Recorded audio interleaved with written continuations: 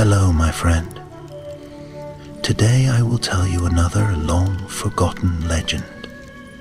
Close your eyes and let the magic transport you to Middle-earth. Our journey begins. In the days after the fall of Sauron, when peace had begun to bloom like spring's first flower across the lands of Middle-earth, there came whispers from beneath the lonely mountain. Erebor, seat of Durin's folk and jewel of the north, had grown rich and proud once more. The dwarves mined deeper than they ever had before, unearthing silver-veined halls and golden chambers forgotten by time. But deeper still, they found something else. It began with silence. The miners who went into the lower tunnels did not return. Then came the madness. A foreman struck his own brother with a pickaxe, screaming of "Voices in the stone." Another was found speaking to shadows, his eyes pale and unseeing. The dwarves, hardy and unyielding, tried to seal the deep shafts, but the stone would not stay shut. It cracked in the night, and tremors shook the lower levels. Smoke, black and bitter, curled from crevices that had been dry and cold. King Thorin III, Stonehelm, son of Dane Ironfoot, feared the darkness but dared not abandon the mountain. He sent word to Balin, once a companion of Thorin Oakenshield and now a traveler between realms. And Balin, ever brave, descended into the lower halls with a handful of stout warriors bearing torches and song. He did not return. It was then that Thorin III sent a raven to Gandalf the Grey, or rather Gandalf the White, as he had become since returning from his great battle with death and fire. The message was short, and its final words were scrawled in haste, as if the scribe's hand shook. "Balin is lost. The stone hungers. We need you." Gandalf, at that time, dwelt in the gardens of Ithilien, speaking with King Elessar about the rebuilding of Gondor and the fates of old friends. But when he read the message, his countenance darkened. He rose without a word and left the city by dawn, staff in hand and cloak flaring like a storm behind him. The white wizard rode north beneath silver stars and across the wild hills of Rhovanion, where the grass grows high and the wind sings in the hollows. He passed through Dale, whose folk welcomed him warmly, though he stayed but a night. By the third morning the lonely mountain loomed before him, sharp against the sky, snow upon its peak like an old wound still unhealed. At the gate of Erebor, Thorin III met him in silence. He was no longer the young prince Gandalf remembered. The weight of the crown had bent his shoulders and grayed his beard, though fire still gleamed in his eyes. Inside the mountain, all was well lit and orderly, but beneath the gold and iron, a tension throbbed like a wound that would not close. "We found it a month past," Thorin said as they walked through the Hall of Kings. "A black ore, harder than obsidian but warm to the touch. At first it gleamed like polished coal, but the miners began to change. Angry, secretive. Some vanished." He paused at a great iron door, newly wrought and ringed with runes of warding. Balin believed it to be tied to Morgoth's ancient forges. He thought it might be a shard of cursed stone, forgotten in the earth since the first day. "And you let him go down?" Gandalf asked, his voice quiet but hard. Thorin looked away. He insisted. He said it was his burden. That night, Gandalf stood alone on a high balcony, the stars cold above and the wind pulling at his robes. He could feel it now, the presence beneath the stone. Not a creature, not yet, but a will, old, hungry, and cunning. He whispered into the night, words of old speech few living could still shape. "I Navedui, Balin, Malinen, may I not be too late." At dawn, a company was formed. Gandalf would not go alone. 5 dwarves were chosen, veterans of battle, loyal to Balin's memory and unshaken by fear. Among them was Frerin, a cousin of Thorin's line, quiet but strong as bedrock. There was also Brock, a smith with arms like tree trunks, Nari and Dori, swift and keen-eyed brothers, and Orla, a healer whose touch could close wounds faster than most blades could open them. The company descended into the depths, with only torchlight and Gandalf's staff to guide them. The upper tunnels were quiet, save for the distant drip of water and the echo of their own boots. But as they moved deeper, the stone changed. It wept. The walls bled black moisture that glistened like oil. Strange veins ran through the rock, dark and pulsing, almost like roots. And once, in a narrow shaft, they found a miner's helmet, with no sign of the dwarf who had worn it. By the 3rd day, they reached the sealed shaft Bolin had entered. The gate had been smashed from the inside. Whatever he faced, Gandalf murmured. He did not flee. There was a silence then, heavy and long, and then Frerin said, "We follow." So the company passed into the shaft, and the air changed. It was no longer the breath of stone and dust, but something fouler, like ash and rot and iron mixed together. Gandalf's staff glowed faintly white in the gloom. The darkness was alive, watching, listening, and far, far below, something stirred, something that remembered fire and forges and the voice of a fallen god. The tunnel ahead sloped downward, a gaping throat leading into the bones of the mountain. As Gandalf led the way, his staff casting a pale light along the walls, the dwarves followed close behind, their axes drawn and torches flaring. The air grew colder with every step, though no wind stirred. It was the kind of cold that seemed to seep into the soul, ancient and watchful. They passed the remnants of a broken camp, battered crates, scorched blankets, a shattered lantern still reeking faintly of oil. A torn banner bearing Balin's crest lay trampled in the dust. Dori bent to pick it up, brushing the soot away. His mouth tightened, but he said nothing. Gandalf noted it all silently, pausing to run his fingers along the stone where claw marks scored the wall in wide, looping arcs. Whatever had been here, it had not come for gold or glory. It had come for something deeper. As they descended further, the walls changed again. The stone shimmered faintly in the light, not with natural veins of ore, but with a strange black gleam, dense and glassy, as if something within the mountain had been melted, not mined. Orla, ever quiet, ran a hand along one patch of the wall and recoiled instantly, eyes wide. "It's warm," she whispered, "like skin." They made camp in a chamber where the ceiling hung low and water dripped from twisted stalactites. No one spoke much. Even Brock, normally loud and quick to joke, sat sharpening his axe in silence. The air had grown thicker, heavy, with an almost metallic taste. Gandalf stood near the edge of the firelight, watching the shadows flicker and curl. "This is no ordinary ore," he said at last, speaking low so his voice wouldn't carry too far. "It's not gold, nor silver, nor iron, born of Arda's shaping. It bears the mark of something else, something from before the mountains rose." Frerin leaned forward, his brow creased. "You mean Morgoth?" Gandalf nodded.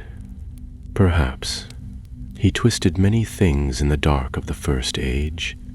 Creatures, metals, even stone. He wrought them not with craft, but with will and malice. What lies here may be a fragment of that old evil, buried deep until now." No one replied. The fire crackled. In the silence, a sound drifted up from one of the side tunnels, a distant scrape, like metal dragging against stone. It came once, then again, and then was gone.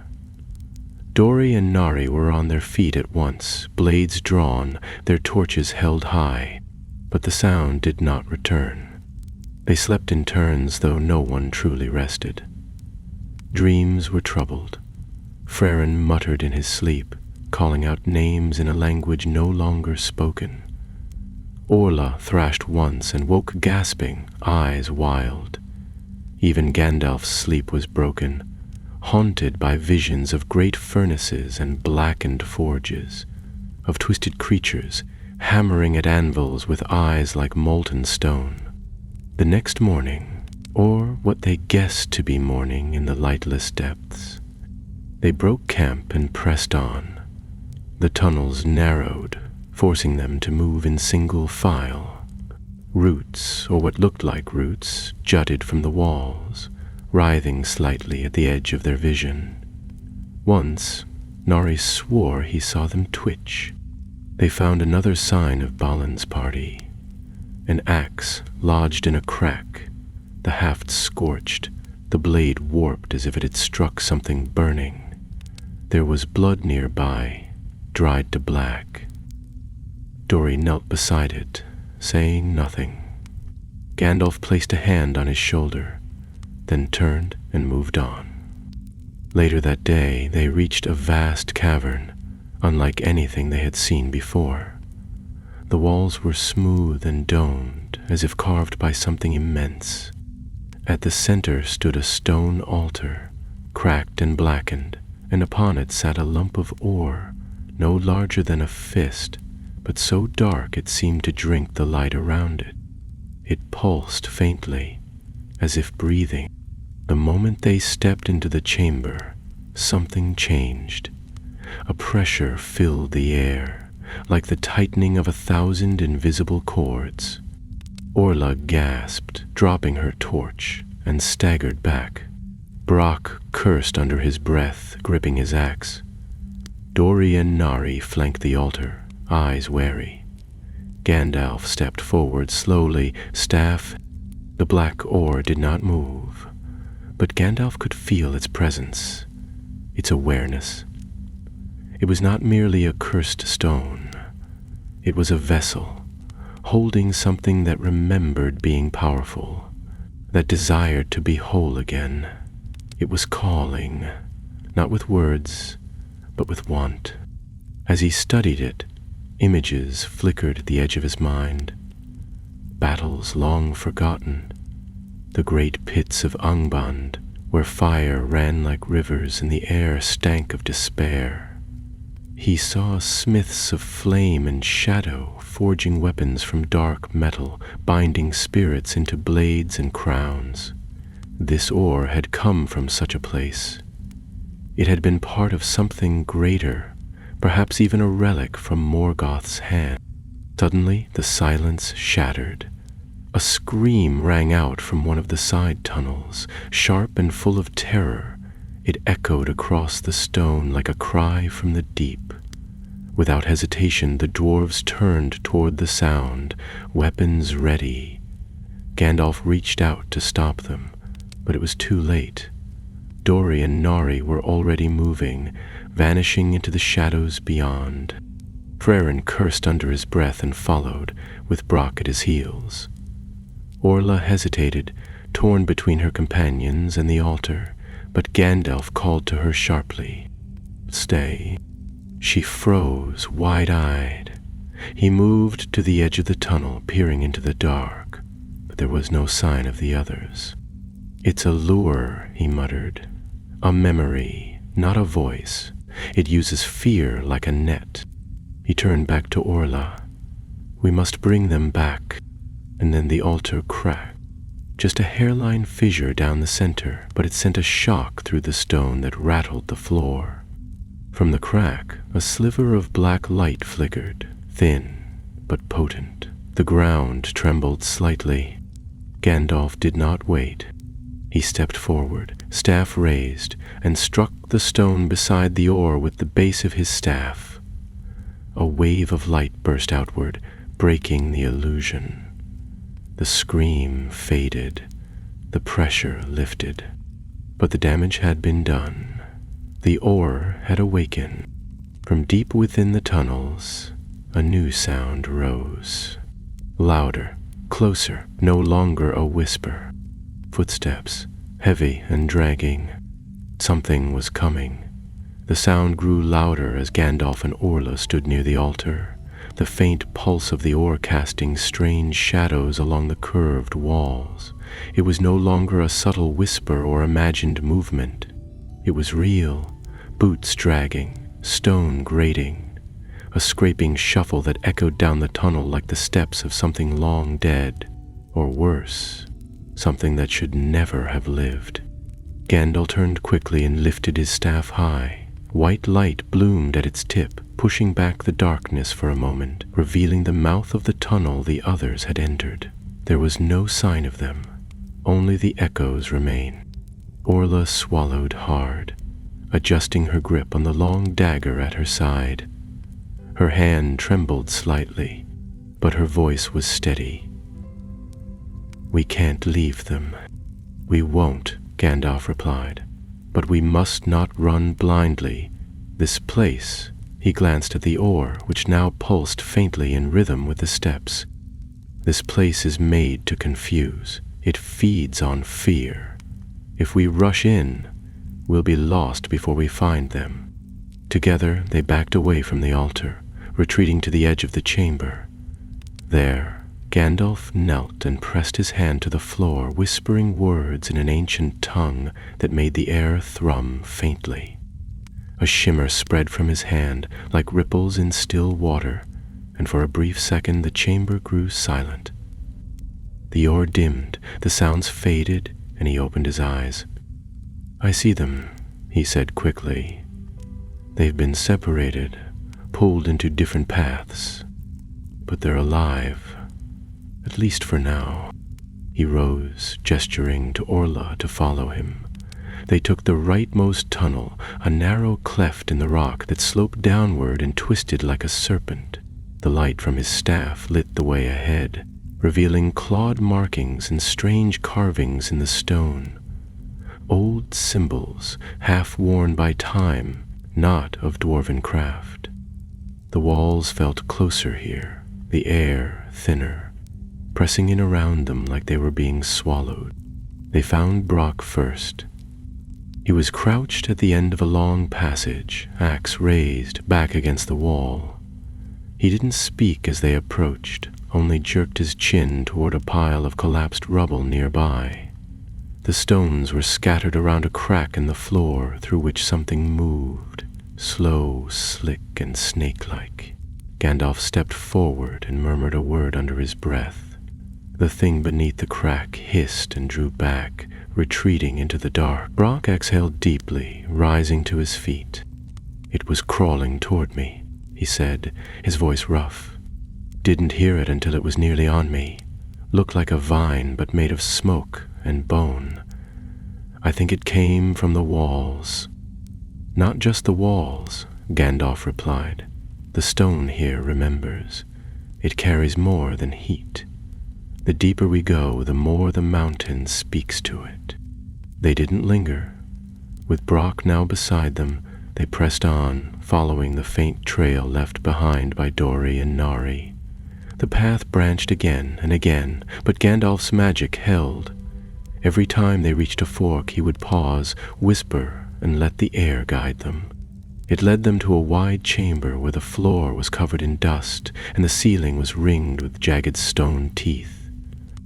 Dori stood at its center, panting and pale, sword clutched tightly in both hands.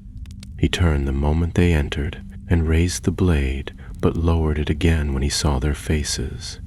"It took Nari," he said, eyes wild. "The stone. It opened, just split beneath us, and hands made of iron, they pulled him in."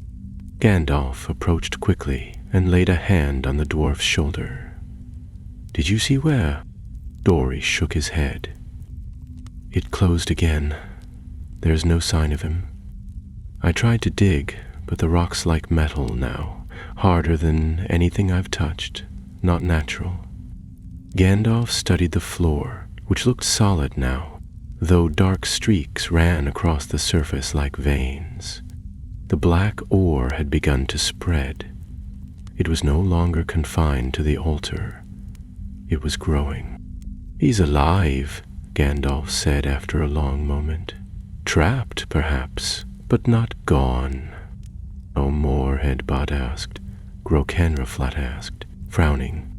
"Because the ore wants him," the wizard replied. "It needs minds to break. It feeds on strength, and Nari is strong. But that gives us a chance."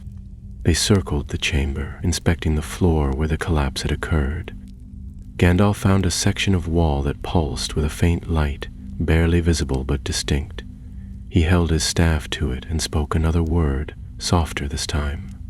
The stone quivered, then cracked, revealing a narrow spiral stair descending even deeper into the mountain's belly. As they began their descent, the warmth vanished. The cold here was pure and ancient, untouched by fire or forge. The stairs ended in a wide tunnel, and across its floor ran a black vein of ore as wide as a river, glowing faintly like embers in the dark. They walked along its edge, moving slowly, careful not to touch it. It pulsed beneath the surface like a living thing, and at times they heard whispers, not words exactly, but suggestions, half-formed thoughts pressing into their minds. Orla stiffened once and had to be pulled away from the edge. Dory muttered to himself, but shook it off when Gandalf called his name. Then they found Nari. He was pinned against the far wall of the tunnel, held fast by black tendrils of stone that coiled around his limbs and chest. His eyes were wide, but he was conscious, though barely. Gandalf rushed to his side, raising his staff. The stone hissed and pulled back slightly, but not enough to free him.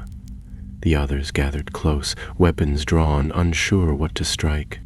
"I can't move," Nari said through clenched teeth.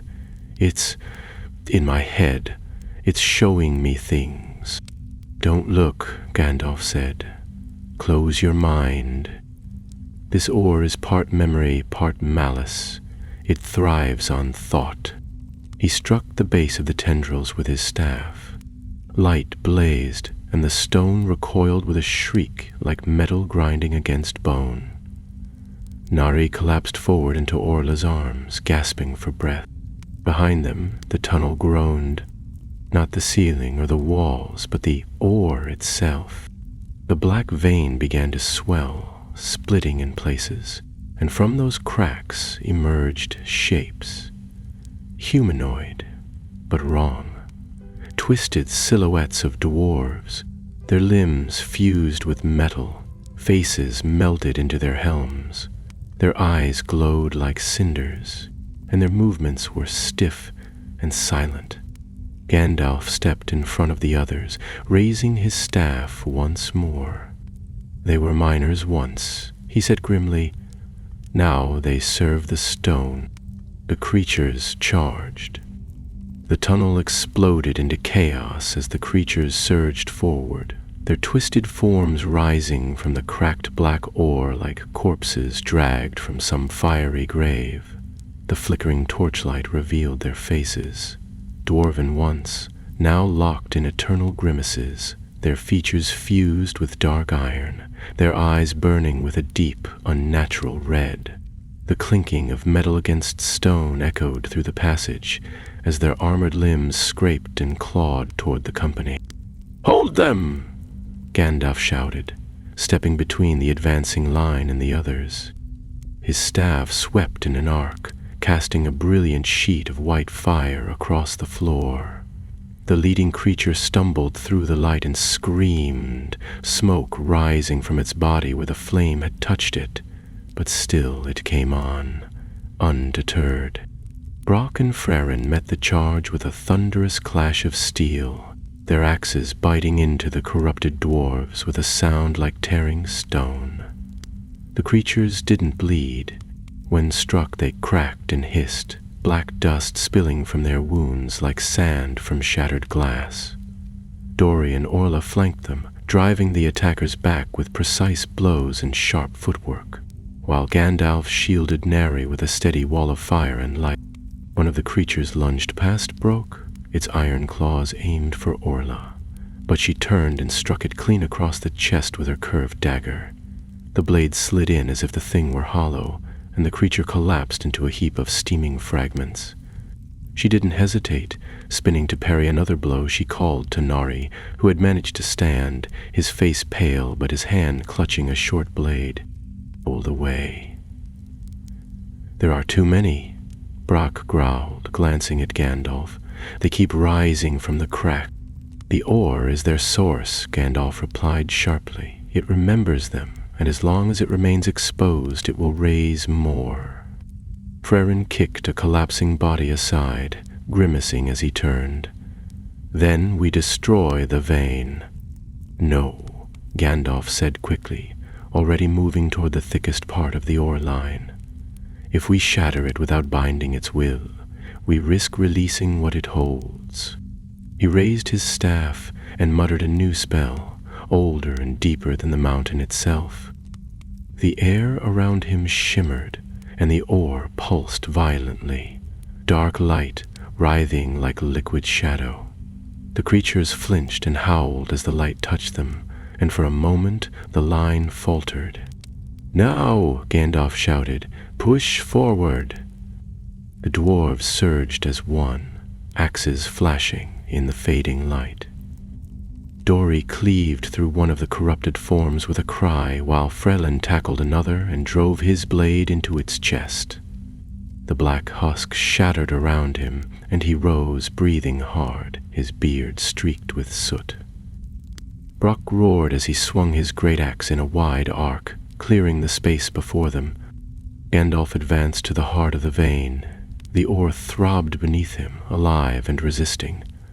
It was not merely stone, it was memory, bound in fury, and it screamed against his presence.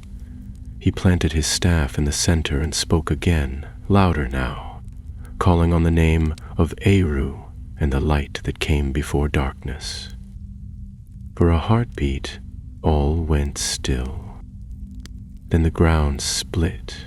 A blast of black flame erupted from the center of the ore vein, sending shards of molten stone in all directions. The light from Gandalf's staff flared so brightly that the company was forced to shield their eyes. The corrupted dwarves shrieked as their forms crumbled into dust, and the walls shook with the fury of the spell. When the light faded, the tunnel was silent again. The black vein had cooled, turned brittle and gray like ash.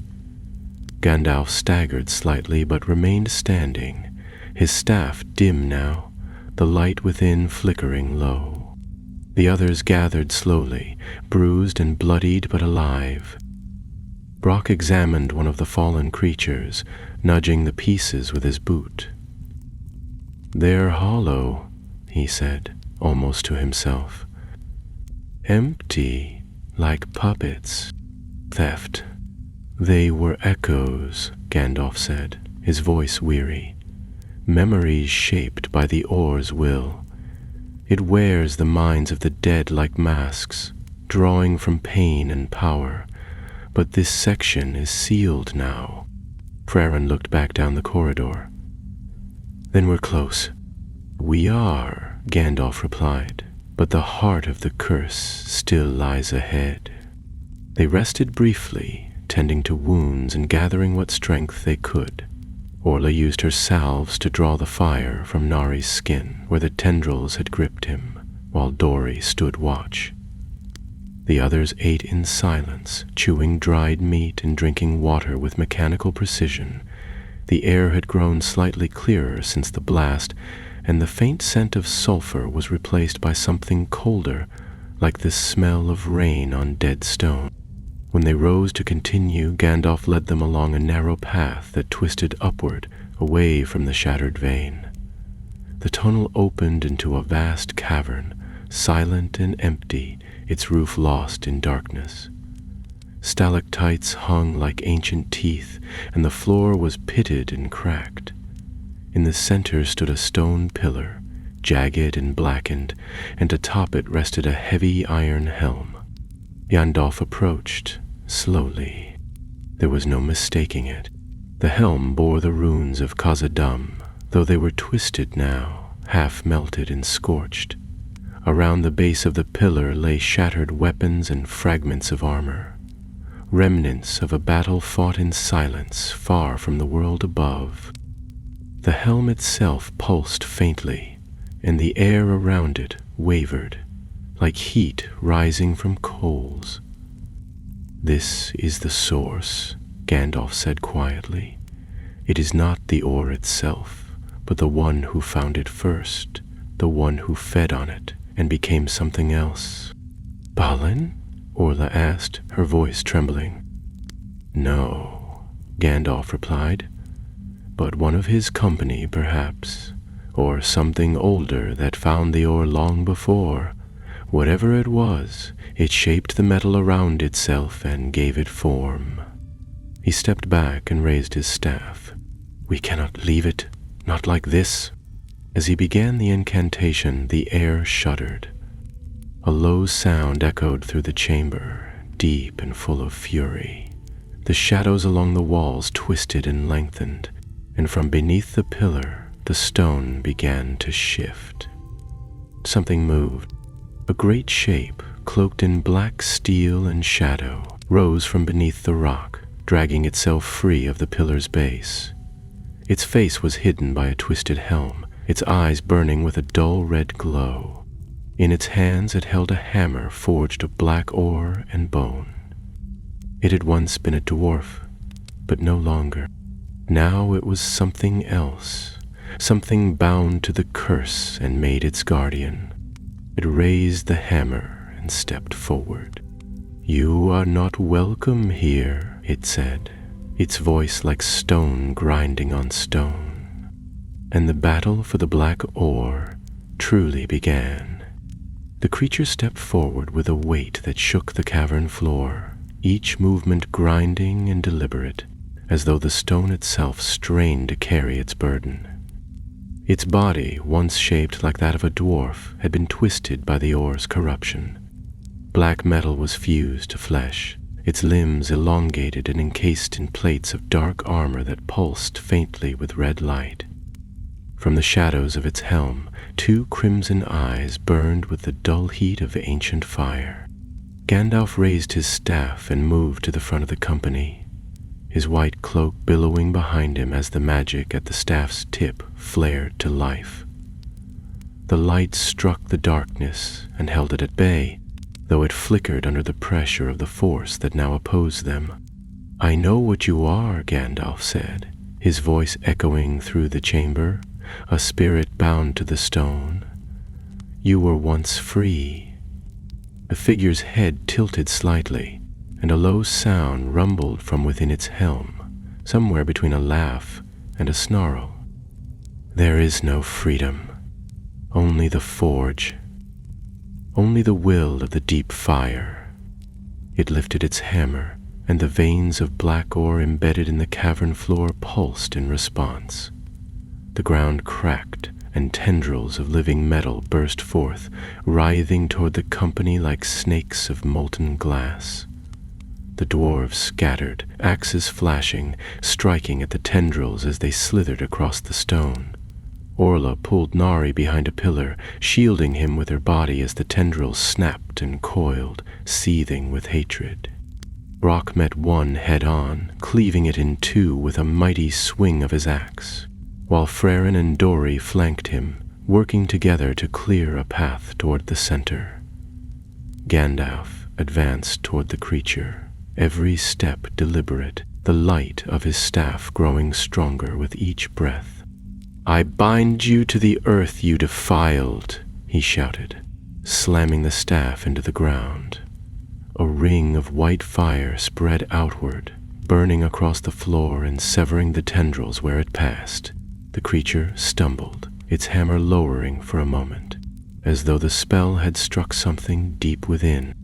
But it recovered quickly, roaring in fury as it charged.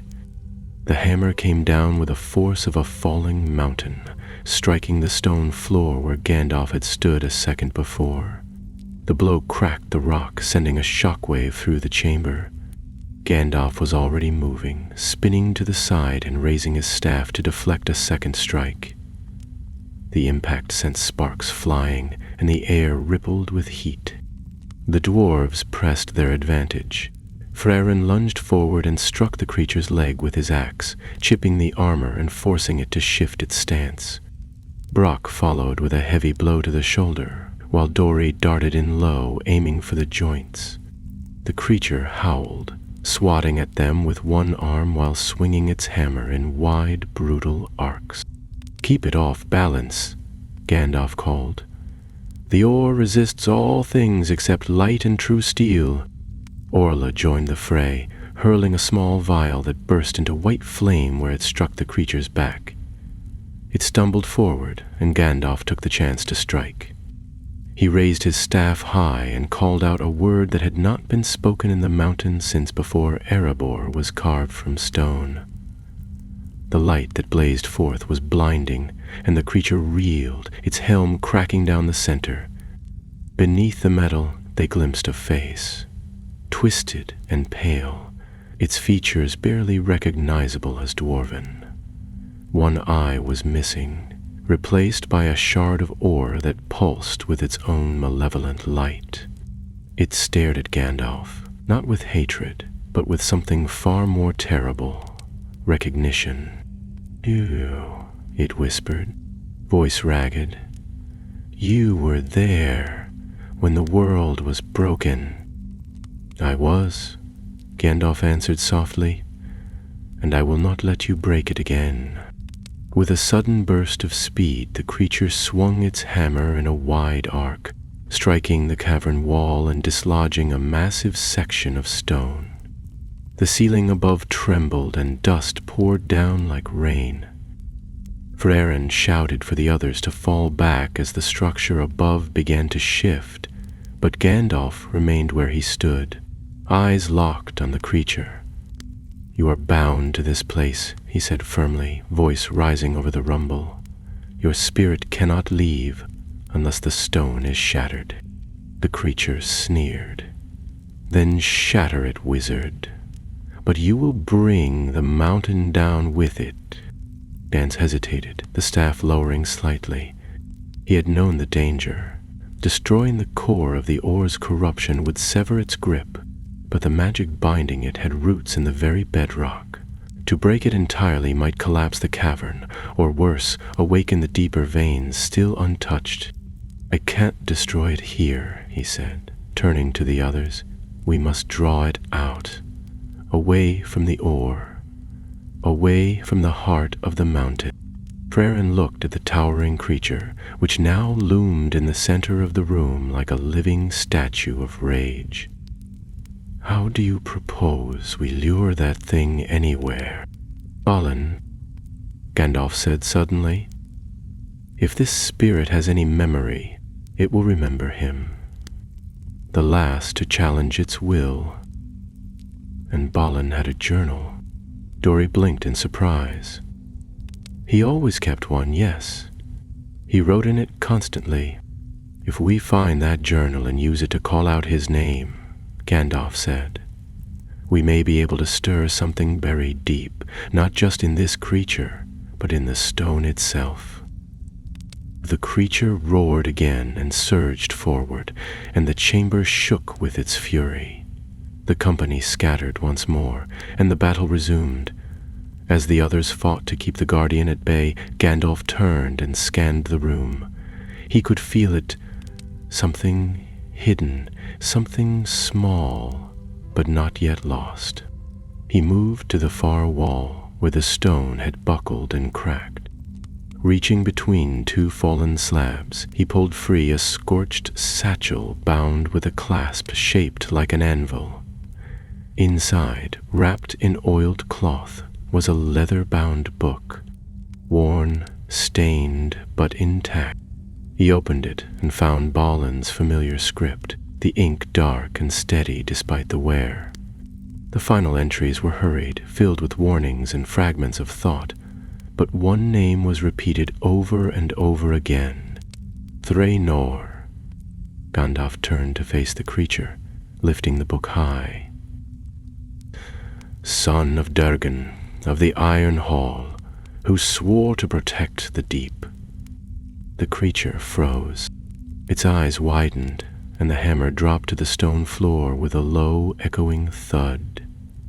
The fire in its eyes flickered, and for a moment, something like sorrow passed across its face. I remember, it whispered. Then, with a great roar, it turned and fled, charging into the lower tunnels, away from the ore vein and into the dark.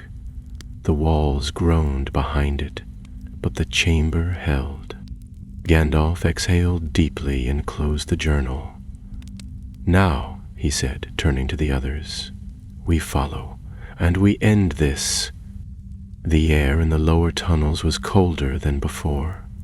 Not simply the chill of buried stone, but something older, deeper. It clung to their cloaks and whispered along their skin like fingers made of smoke. The creature had vanished into the dark, but its presence still echoed through the stone, and the vein of black ore that had once pulsed with unnatural life now lay quiet, brittle as spent coals. Gandalf led the way, the light from his staff illuminating the path ahead.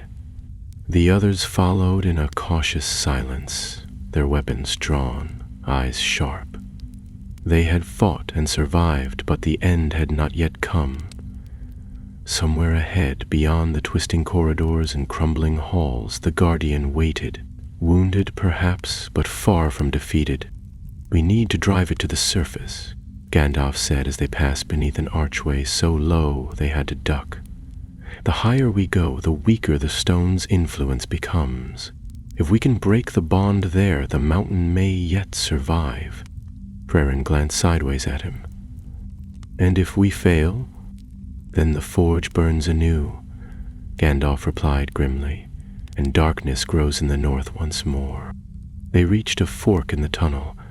One path led upward toward the inner mines, and the other veered downward, where a faint red glow shimmered against the stone. Gandalf paused and knelt, placing a hand to the floor. The warmth had returned, faint but growing, and with it the subtle vibration of something moving deep beneath. Nelson's trying to reach the old furnace levels, he murmured. If he reaches them, he can anchor himself, draw strength from the remnants of Erebor's ancient fire. Dori stepped forward. Then we stop him now. Gandalf nodded and turned toward the downward path, though every instinct warned him of the danger. They moved carefully, the tunnels widening as they descended, the walls darker and rougher. The ore reappeared in small patches, glinting faintly beneath layers of soot. Old carts lay rusting along the tracks, and broken tools littered the floor, abandoned in haste long ago. They heard the creature before they saw it. A rhythmic sound, like metal dragged over stone, echoing through the dark. It was not alone. Figures moved in the shadows, not as numerous as before, but more deliberate. These weren't memories shaped by the stone. They were real, twisted dwarves, still living, still breathing, bound to the will of the black ore. Survivors of Balin's expedition, perhaps, though whatever they had once been was long gone. Orla drew a sharp breath, her hand tightening around her dagger. They still wear Erebor's seal, she whispered. They were ours. Freyan's expression hardened. Not anymore. Gandalf stepped forward and raised his staff. No bloodshed if it can be avoided. He spoke a word of command in the old dwarven tongue, a name of the mountain that few remembered. The air shimmered with power, and the corrupted dwarfs hesitated, their eyes flickering as if caught between two worlds. But then the guardian appeared again, stepping into the light, its helm split, revealing the twisted remains of its face. "You do not command them," it growled. "They are mine." With a wave of its hand, the corrupted dwarves surged forward. The company braced, weapons raised. Brock met the first with a bellow and a swing that cleaved the creature from shoulder to hip. Doré ducked beneath a blow and countered with swift precision, while Orla moved like wind through stone, striking only where she had to, each motion swift and sure. Frerin fought with the grim determination of a prince defending his kingdom, never yielding an inch. Gandalf turned his attention to the Guardian. It no longer carried the hammer. It had abandoned it, favoring now its own body, shaped by the oar, strengthened by the curse. It moved faster, less burdened, and its strikes were sharper, more calculated. The wizard countered with magic woven into every flick of his staff, blinding bursts of light and shields of force that turned aside the worst of the blows. The chamber shook as the battle reached its peak. Dust fell from the ceiling, and the old stone creaked and groaned. The Guardian lunged, catching Gandalf off balance and slamming him hard against the wall. The light of the staff dimmed, and for a moment the world tilted. But Gandalf was not finished. He rose slowly, breathing hard, eyes blazing. "You were a protector once," he said, voice hoarse but unwavering. "You stood watch over your kin. You bore arms not for conquest, but for honor.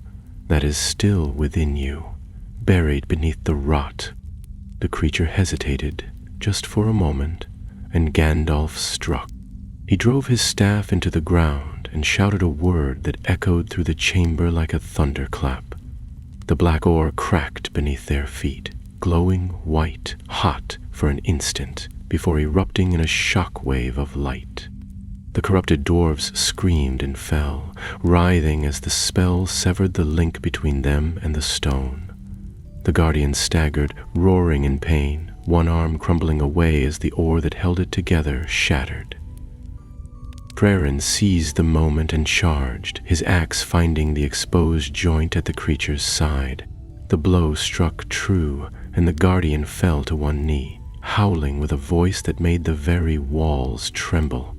Brock followed, smashing aside its defense with brute force, while Doré and Orla drove it back, step by step toward the edge of a broken ledge that dropped into one of the old slag pits below. Gandalf approached, staff raised. "You will not rise again." The Guardian looked up, eyes dim now, the last embers of fire flickering in its gaze. "We only wanted to build," it whispered, "to craft, to be remembered."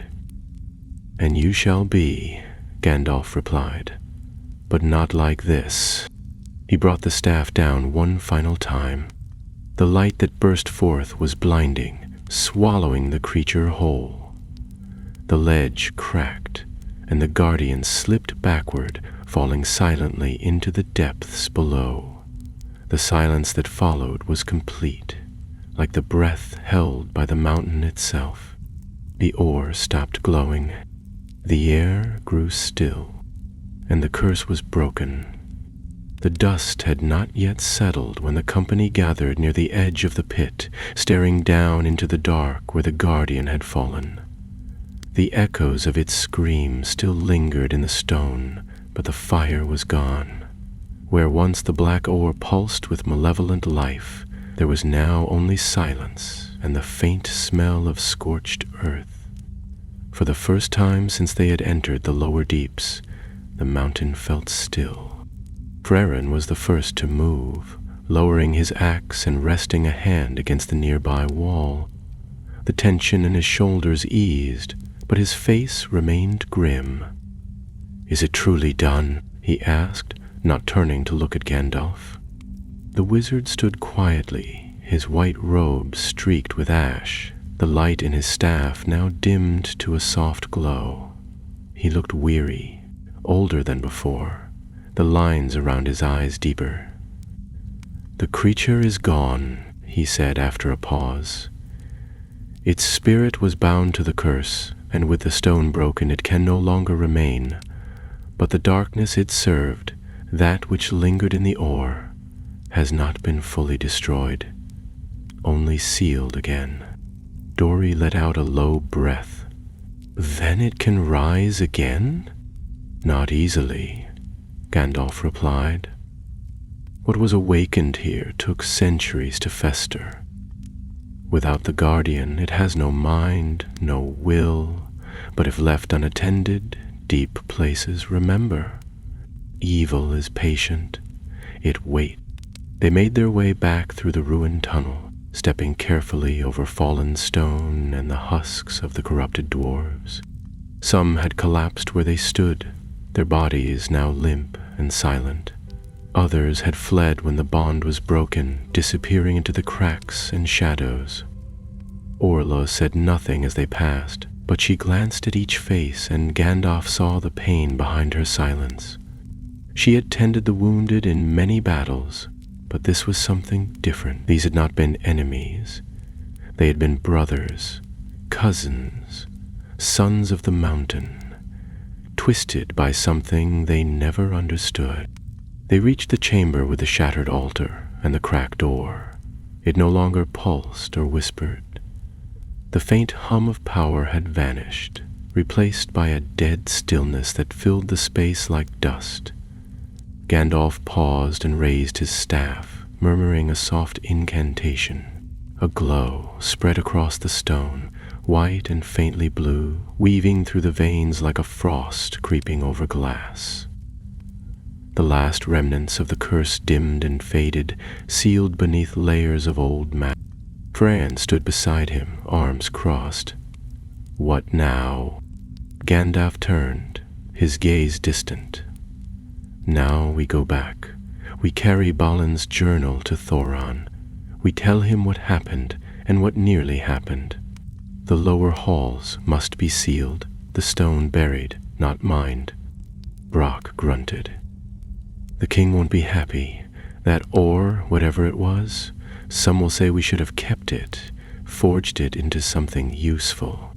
"Power taken from darkness never brings good," Gandalf said, "only delay. The ore is a remnant of Morgoth's will, shaped by hatred, not by craft. To wield it is to bind yourself to the same ruin." The company rested in the higher galleries for a few hours before beginning the long ascent.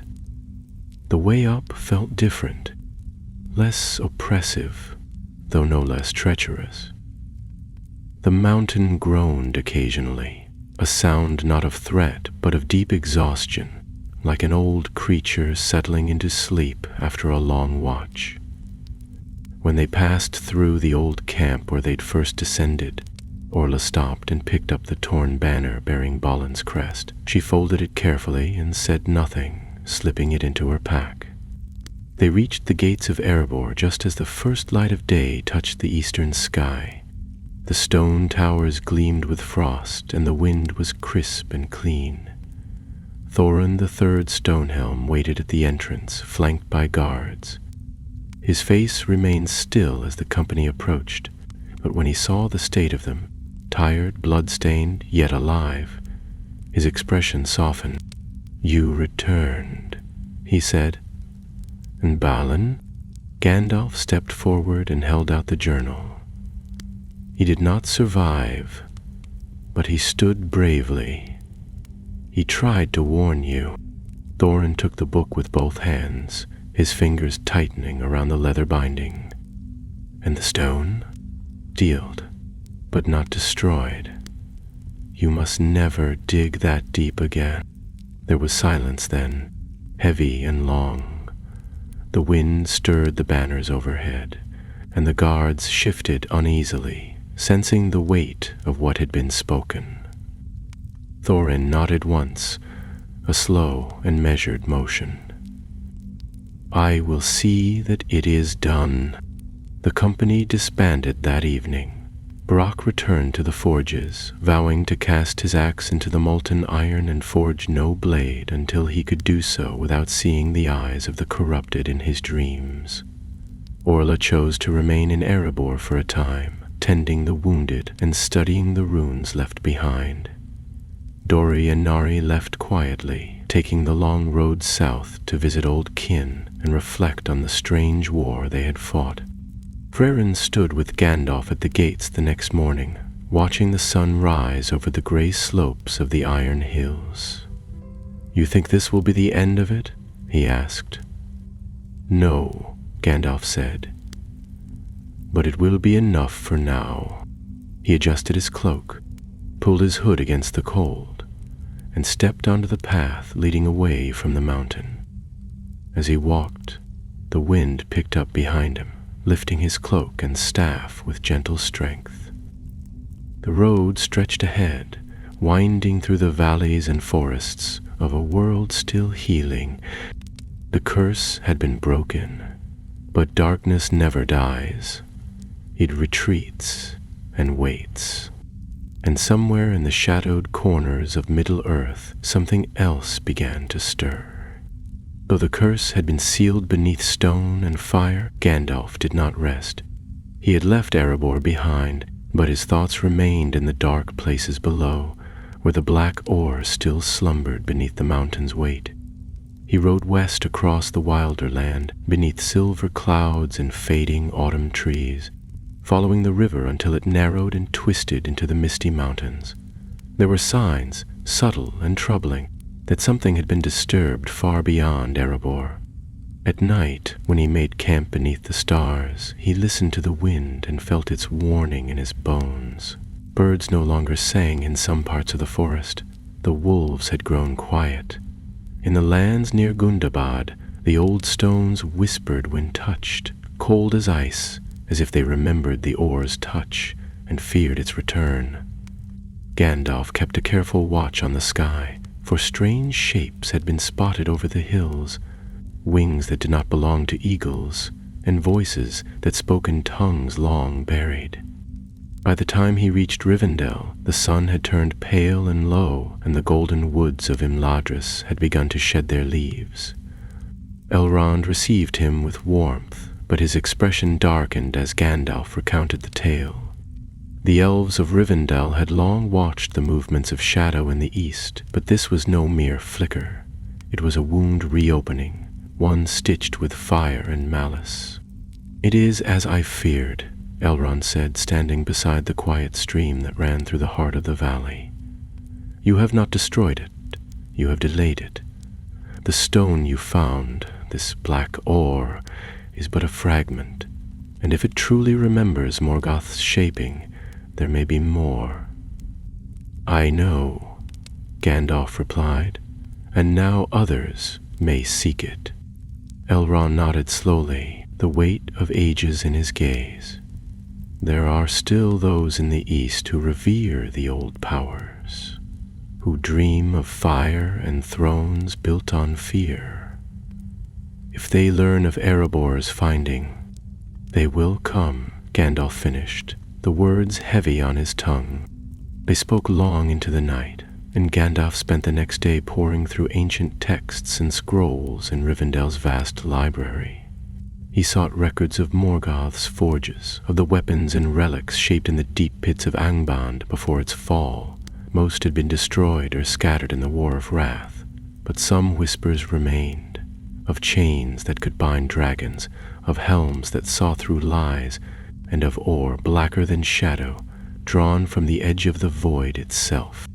He found a single note, faded and half lost, written by a lore-master of Beleriand.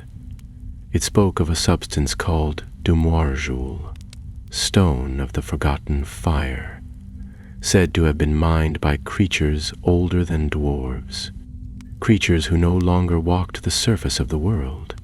It was used rarely, for it could not be forged by hand alone. It required a will greater than its own, and a spirit willing to be bound. Gandalf closed the scroll and sat in silence. The guardian of Erebor had not created the curse. He had merely become its vessel. And if more of the ore remained hidden in Middle-earth, it would call out again. He departed Rivendell at first light, riding south along the ancient road toward the White Mountains.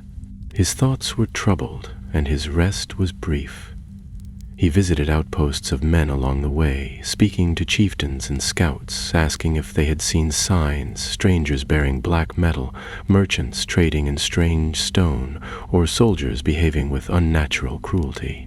Most had nothing to report, but one tale caught his ear. In a village near the southern foothills of Ered Nimrais, a hunter had returned from the hills with a broken spear tip unlike any seen before. The iron was dark, brittle at the edges, but warm to the touch, as if it retained the heat of some distant fire. The hunter had fallen ill shortly after his return, muttering in his sleep and waking with blood on his hands and no memory of what he had done. Gandalf went to the village at once. The place was quiet, its streets nearly empty. The air held a scent of smoke and pine, but also something acrid, something sharp beneath the surface. The villagers greeted him with caution, watching from behind shutters and doorways. Only the head man, a stooped man with gray in his beard and wary eyes, came forward to speak. "That was one of ours," the head man said, leading Gandalf to a small house on the edge of the woods. Never raised his voice, never drank more than he should. Then he brought back that spear tip, and everything changed. Inside the house the air was heavy. The walls had been scratched with runes and strange marks. In the corner sat the hunter, bound by ropes and watched by a silent guard. He looked up as Gandalf entered, his eyes sunken, but still aware. The spear tip had been placed on a low table nearby, wrapped in cloth, though the cloth now smoked faintly where it touched the metal. Gandalf approached it carefully and unwrapped a corner. The ore was the same. It glistened in the light of his staff, black and glassy, faintly pulsing. He closed the cloth over it again and turned to the hunter. "Do you know where you found it?" The man blinked slowly. "In the caves, north of the pass. It wasn't alone." Gandalf's heart tightened. What else was there? The hunter's voice dropped to a whisper. Voices. Whispers in the stone. They said the mountain is not the only one, that others sleep, that one has already woken. He tried to say more, but his voice failed. The guard stepped forward and gently urged him to lie back, and the head man looked at Gandalf with a mix of hope and fear. "Can you help him?" "I will try," Gandalf said, but he knew it would not be easy. The man's soul had touched the edge of something ancient and cruel. Even now, the ore was trying to find a way back into the world. That night, Gandalf built a circle of fire outside the village, set the spear tip at its center, and spoke words of binding drawn from the west. The flame burned high, and the wind howled, but when dawn came, only ash remained. He buried it beneath stone and marked the place with wards of protection.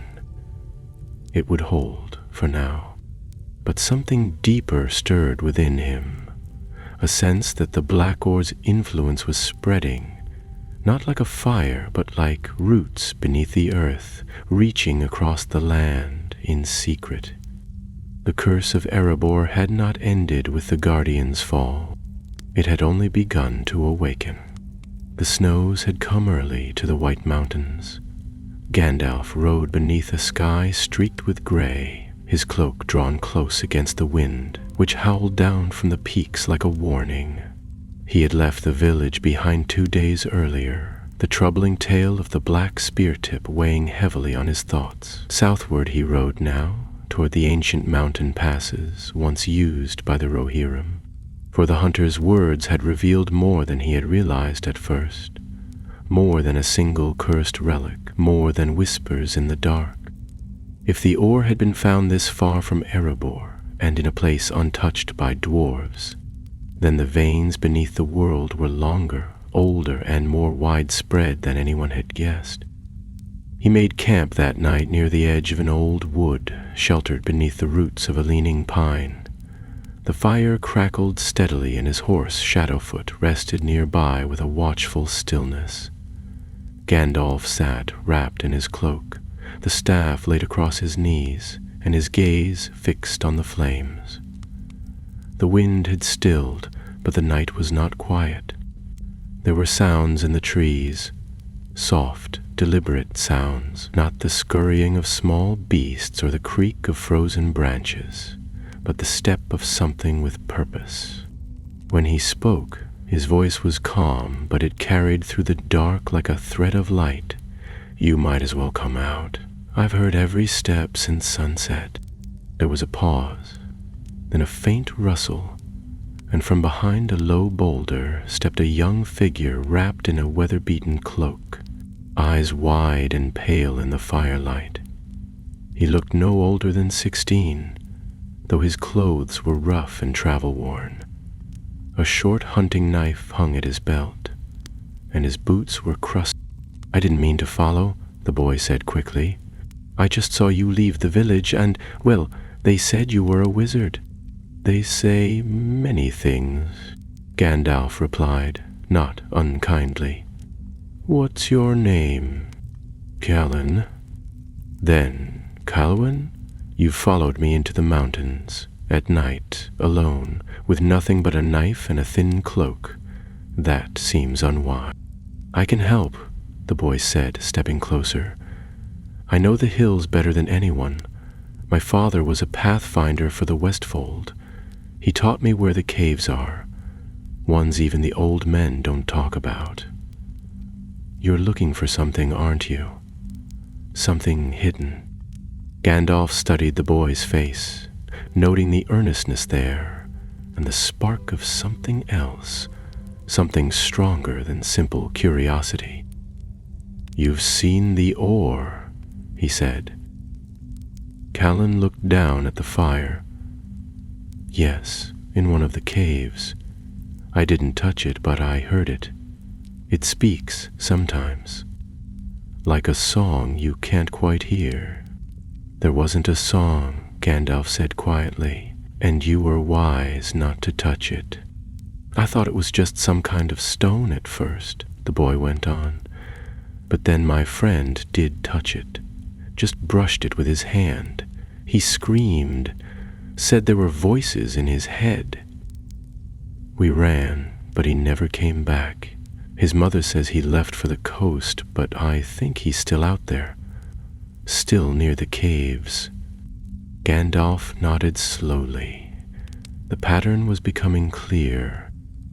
The ore called to the lonely, the brave, the curious, those willing to wander beyond the edge of the known world. "Take me there," he said at last. They left at first light, traveling westward along narrow game trails that twisted through forest and rock. Callan led the way with quiet confidence, and though the path grew steeper, he never faltered. The boy had the makings of a ranger, keen-eyed, steady-footed, and stubborn as a mountain goat. They spoke little as they climbed, for the air had taken on a strange stillness. Even the birds had vanished. By midday they reached the mouth of a narrow ravine, where the stone walls pressed close and the wind no longer reached. Callan pointed ahead. "It's through there, just beyond the ridge. The cave's mouth is low, almost hidden. We used to dare each other to crawl inside when we were younger, before we knew what was buried there." As they entered the ravine, Gandalf could feel the same weight in the air he had felt beneath Erebor, though fainter, as if filtered through layers of earth and time. The black ore was near, and it was aware. They climbed carefully along the ledge, passing frozen pools and crumbling rocks, until they came to a break in the wall no larger than a man's shoulders. A chill breeze whispered from within, carrying with it a scent of old ash and stone. Callan crouched beside the entrance. "I won't go farther. Not again." "That's wise," Gandalf said. He lit his staff, and the glow spread into the narrow chamber beyond, illuminating rough stone and tangled roots. The cave twisted downward, not far, but far enough. He stepped inside, and the light cast flickering shadows along the wall. At the back of the chamber, buried beneath layers of frost, lay a single shard of black ore. Smaller than the others he had seen, but no less dangerous. It pulsed faintly, and as he stepped near, he felt its presence press against his mind. Not words, but impressions. Fire, chains, a forge that had no name, and laughter, distant and terrible, from a voice that had not spoken aloud in an age. He raised his staff and began the spell. The cave trembled as the light flared. The shard screamed, not with sound, but with pressure, like stone buckling under water. He forced the binding deeper, sealing it beneath frost and fire until the pulsing stopped. When he stepped outside again, the sun was beginning to set, painting the sky in streaks of rose and gold. Callan stood waiting, eyes wide. "Did you destroy it?" "No," Gandalf said. "I buried it again. That's all that can be done for now." They walked back in silence, though the boy had questions burning in his eyes. He waited until they reached the tray line to ask the one that mattered most. "There are more, aren't there?" "Yes," Gandalf answered without hesitation. "Many more." Gandalf and Carlin reached the edge of the valley just as the sky faded from gold to indigo. The stars began to bloom overhead, distant and clear, scattered across the heavens like shards of old light. A low mist clung to the hollows of the land, and though no wind stirred the trees, the night felt restless, as if the earth itself were listening. They camped beside a stream where the water ran cold and fast between stones. Callan had grown quiet again, though his hands worked methodically to gather wood and build the fire. Gandalf watched him for a time, then finally spoke. "You saw more than you told me." The boy paused, but didn't look up. "There was a door," he said at last, his voice barely above the crackle of the fire. "At the back of the cave, behind the shard, not made by dwarves or men. It was smooth like black glass, and it hummed. I couldn't open it, but when I touched it, it felt like it wanted to open for someone else." Gandalf felt a deep cold settle in his chest. He had suspected something of the kind, but hearing it aloud brought the truth into sharper focus. "That was no ordinary stone," he said. "The ore is not only a fragment of darkness, it is a key, one that opens doors better left sealed." Callan stirred the fire, his brow furrowed. "What's behind it?" "Memory," Gandalf said. "Power that should have perished when Morgoth fell, and if someone finds a way to use it, they won't simply awaken the past, they'll reshape it." They slept in turns that night, keeping watch beneath the stars. When morning came, Gandalf prepared to part ways. Callan stood beside him at the trail's fork, his eyes still full of questions. "You should return to your people," Gandalf told him. "Stay away from the caves, and speak of what you saw only to those who understand the danger. If the stone calls again, you must not answer." "But what if it's already too late?" Colin asked. Gandalf didn't smile. "Then we do what we must. We gather those who still remember the old world, and we stand against whatever rises."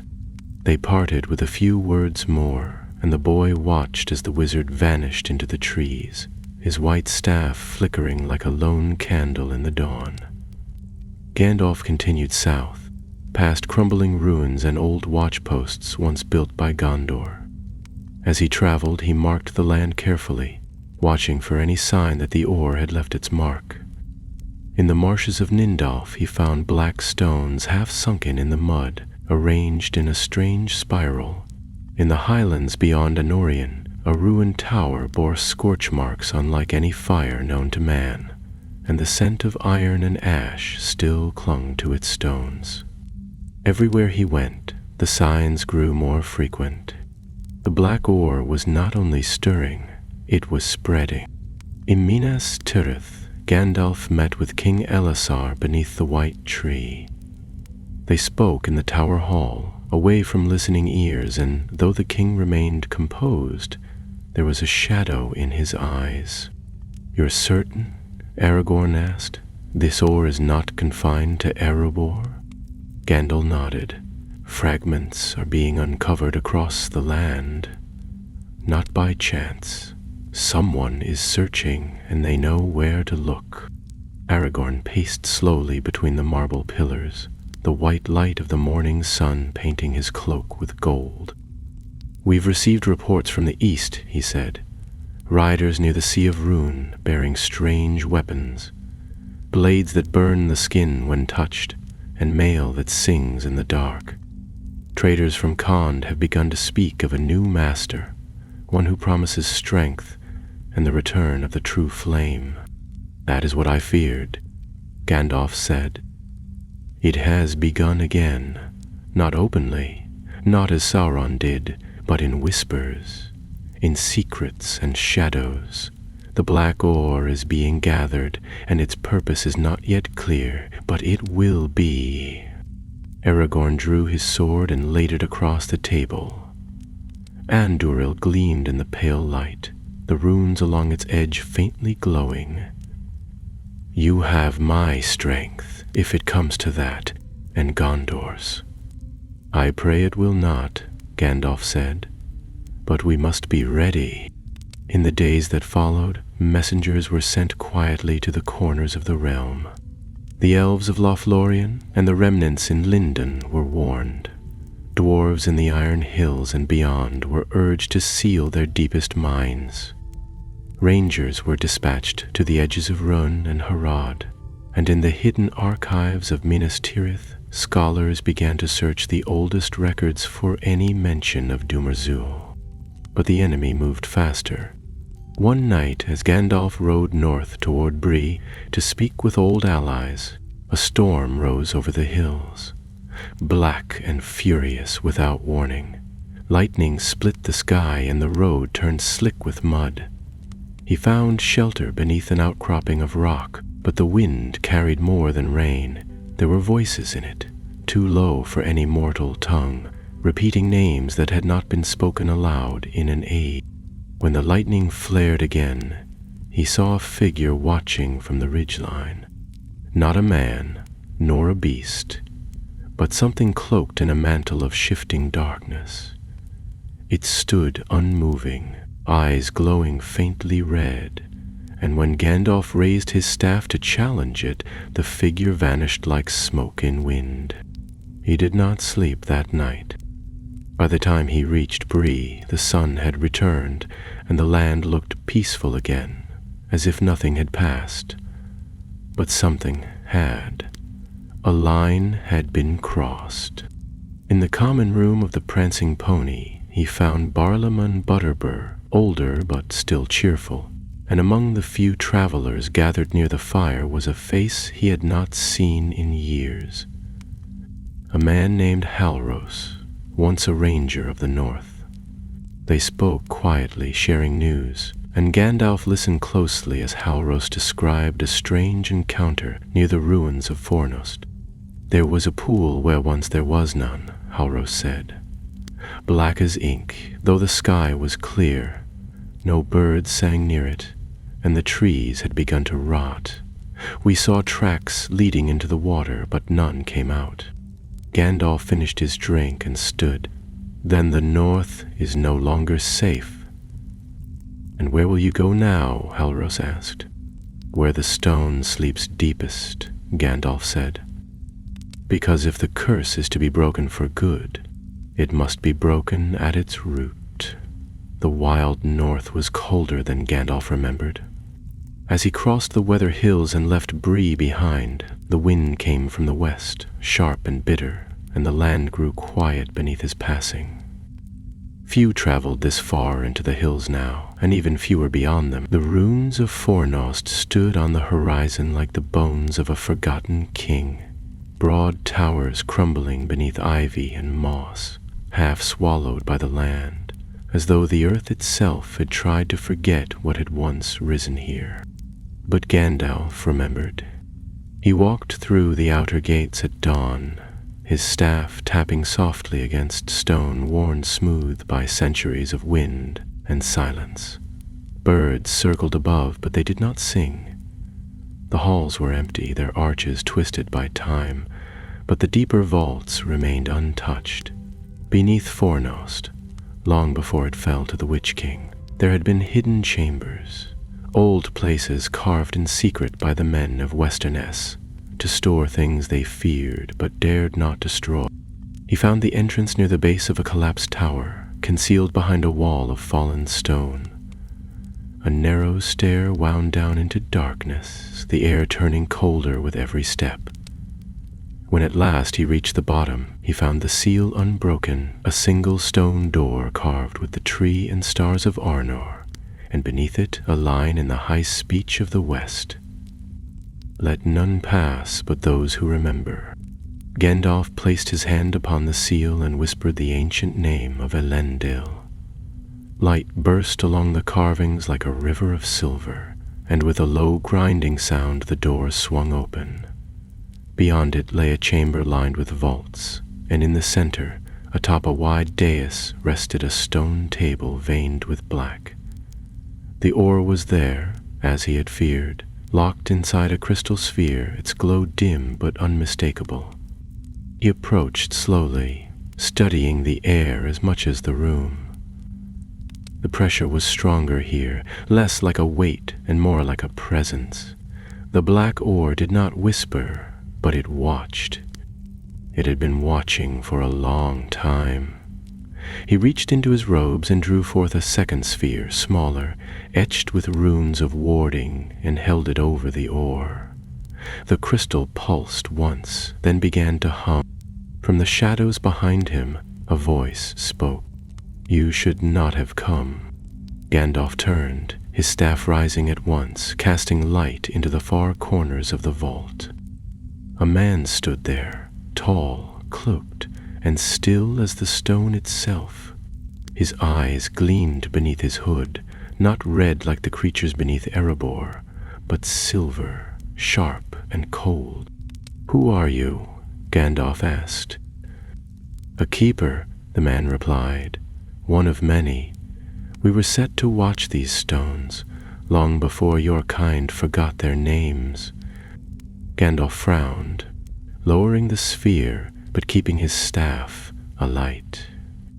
"I was told all watchers of the northern vaults were slain in the wars." "Most were," the man said, stepping forward, "but not all. Some of us chose silence, chose to become stone and shadow, until the hour of waking." "And that hour is now?" Gandalf asked. The keeper did not blink. "The ore has been disturbed. The veins are open. You sealed a crack, nothing more. The earth remembers." "I know," Gandalf said quietly. "That is why I came." He moved toward the dais, but the keeper's hand went to the hilt at his side. "Do not touch it. It is bound to more than stone." Gandalf's voice remained calm. "I don't intend to take it.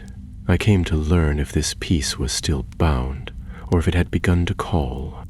The keeper hesitated, then slowly stepped aside. "It called weeks ago, and something answered." A long silence followed, broken only by the soft hum of the sphere. Gandalf turned back to the ore, watching the faint pulse within. "Where is the heart?" he asked at last. The keeper did not pretend to misunderstand. "Far beneath the world, beneath the roots of the gray mountains, in the lost halls where even dragons once feared to tread. It was buried there by those who served Morgoth in the First Age. They failed to raise it. The Valar broke their forges, but the seed was never destroyed, only scattered." Gandalf closed his eyes, listening to the deep pulse of the earth. "And now it stirs again. It has many names," the keeper said, "but the one you should remember is Nargroth, the heart of unmaking." Old wind swept through the vault, though no door had opened. Gandalf turned and began to pace slowly. "If what you say is true, then it must be found and sealed before it rises. This time, for good. You cannot do it alone." "No," Gandalf admitted, "but I won't be alone." He took the sphere and bound it within a satchel of woven steel and silver thread. The ore within dimmed once more, though it did not fall silent. He could still feel its presence, like a dream that clings after waking. The keeper watched him without expression. "If you go to Nargroth, you will not return unchanged." "Perhaps not," Gandalf said, turning toward the stair. "But change is better than ruin." He left Fornost before midday and rode south through the lowlands, across frozen fields and through the frost-kissed woods of the North Downs. That night he lit no fire and pitched no camp. He walked in silence, deep in thought, his breath misting before him and the staff's faint glow guiding the way. At dawn he reached a quiet glen where 3 paths crossed beneath the branches of an ancient oak.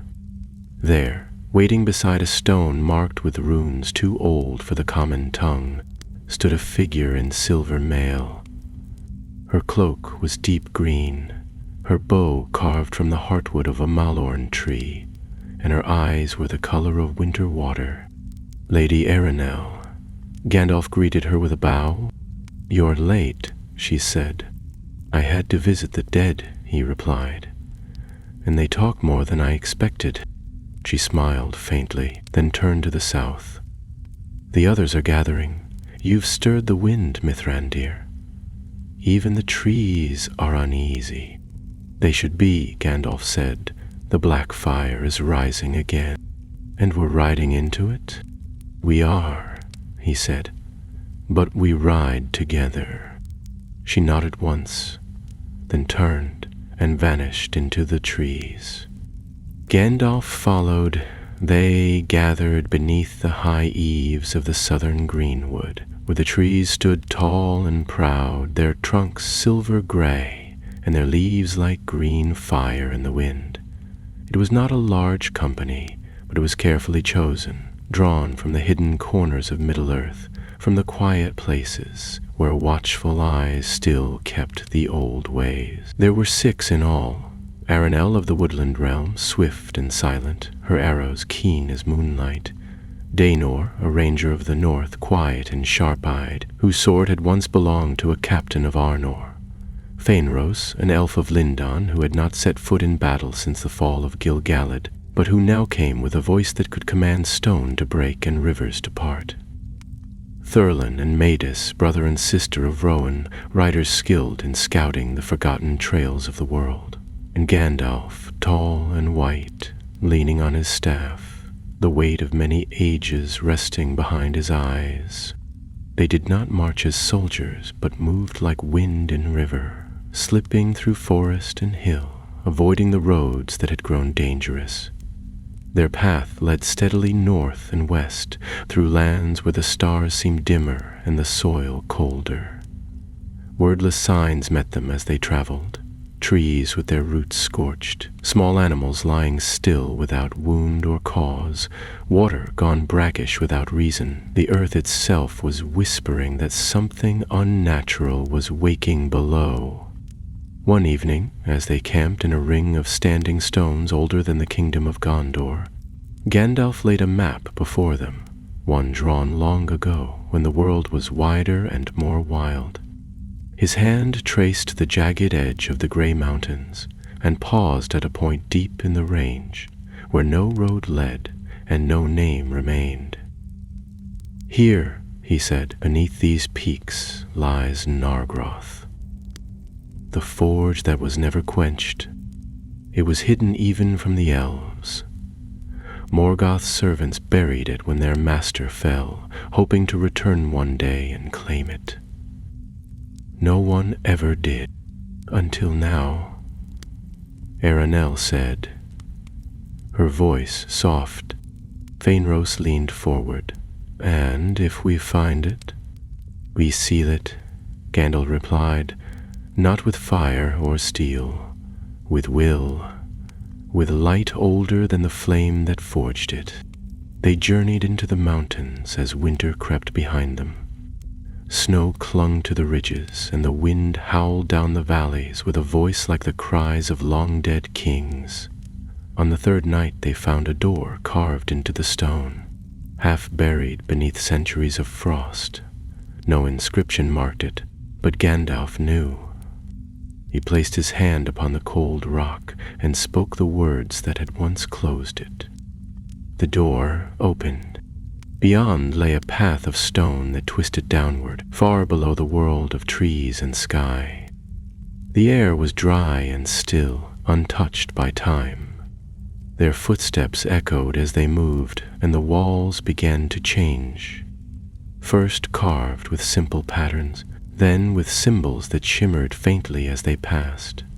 Runes of flame, shapes of forging tools, and open eyes, symbols of a craft too deep to be dwarven and too cruel to be elven. At last they reached a vast cavern, silent and wide, filled with broken anvils and shattered chains. In its center stood a great forge, cracked and dark. Around it the black ore grew like roots from the ground, pulsing gently, and above it, suspended by strands of molten metal, hung a heart of stone, dull, silent, but waiting. Gandalf stepped forward, his staff held high. "This is it," he said. "The first forge, the heart of the black ore. If we leave it, it will wake. If we break it, it will spread. We have one chance." He drew from his robes the crystal sphere taken from Fornost and placed it on the ground. The glow inside matched the rhythm of the ore, pulsing in time with the heart above. He turned to the others. "You must stand with me, not with swords, with will, with what you carry in your spirit. This curse is not just power. It is memory, pain, desire. It cannot be destroyed by might, only by unity." They formed a circle, hands upon weapons, feet steady upon the stone. Gandalf began to speak, not in a loud voice, but in one that carried across the chamber, words of the West, words of creation, words that named the world before the shadow touched it. The heart above them shuddered. The black ore began to glow more fiercely. From the walls, tendrils of metal began to reach outward, creeping toward them. Gandalf raised his staff. Light exploded from its tip, driving the shadows back. The tendrils writhed, screeched, and vanished into dust. The others stood firm, their voices joining his, not words they knew, but strength drawn from memory, from honor, from all the light they had ever known. Meredith spoke the name of her mother. Thurlin remembered a song sung in a golden hall. Feonros whispered the stars he had watched over the sea. Einar stood silently, his eyes closed, face turned upward, and Aranel wept. But her tears turned to silver as they touched the stone. The heart cracked. A scream filled the chamber, not from above, but from deep below, as if the mountain itself cried out in pain. The light from Gandalf's staff grew blinding, and the black ore ignited, not with flame, but with a terrible white fire that consumed without heat. The heart shattered, the forge collapsed, the stone shook, and the curse was broken. When they emerged from the mountain, the snow had melted. The air was clear and the sky was blue from horizon to horizon. Birds sang again. The land had exhaled. They parted quietly. Daenor returned to the north, Faenros to Lindon. Merdis and Thurlin rode for the plains of Rohan. Aranel vanished into the woods without a word, and Gandalf stood alone on the edge of the mountains, watching the wind move through the grass. The black ore was gone. The veins were sealed, but the memory would remain, as it always did. He turned south toward the lands of men, and though the road was long, he walked it with peace in his heart. For light had endured once more, not through might or glory, but through the quiet strength of those who stood together, even when the darkness whispered that they were alone.